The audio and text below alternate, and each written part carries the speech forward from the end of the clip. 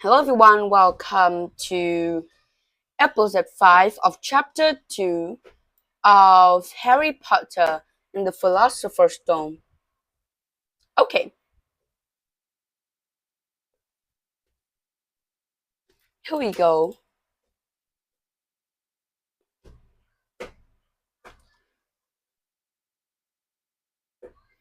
Half an hour later, Harry, who couldn't believe his luck, was sitting in the back of Dursley's car with Piers and Dursley on the way to the zoo for the first time in his life.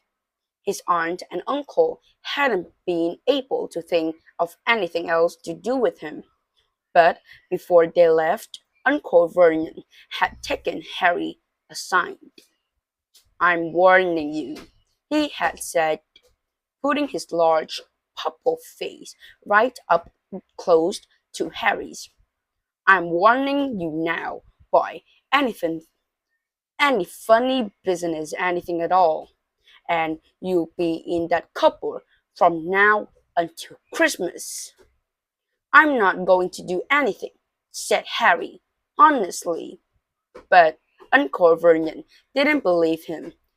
No one ever did.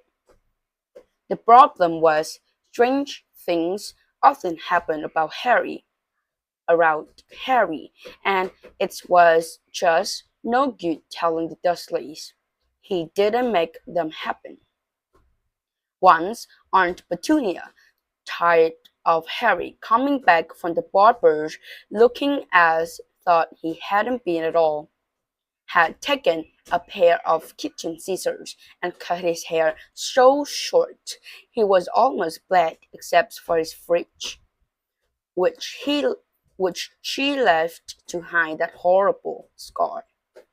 Dudley had laughed himself silly at Harry, who spent a sleepless night imagining school the next day, where he was already laughed at for his baggy clothes and, and sellotaped glasses. Next morning, however, he had got up to find his hair exactly as it had been before Aunt Petunia had sheared it off. He had been given a week in his cupboard for this, even though he had tried to explain that he couldn't explain how it has grown back so quickly.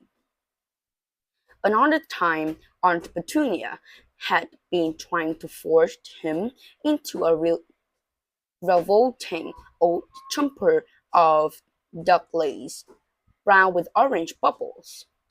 The harder she tried to pull it over his head, the smaller it seemed to become, until finally it might have fitted a glove puppet, but certainly wouldn't fit Harry.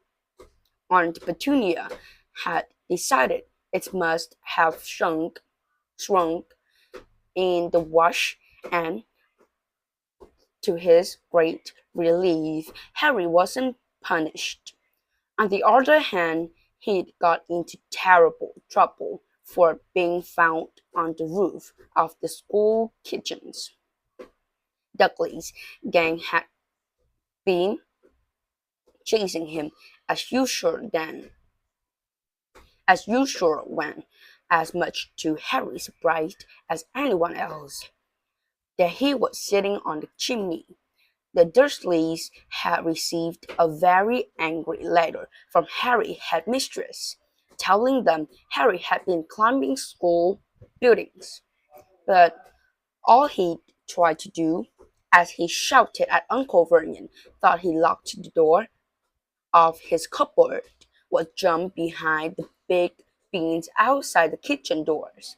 Harry supposed that the wind must have caught him in mid-jump. But today, nothing was going to go wrong. It was it was even worth being with Dursley and Piers to be spending the day somewhere that wasn't school. His cupboard, or Mrs. Fig's cabbage melting living room. Okay, And that is the end of today's videos. Thank you for listening and goodbye.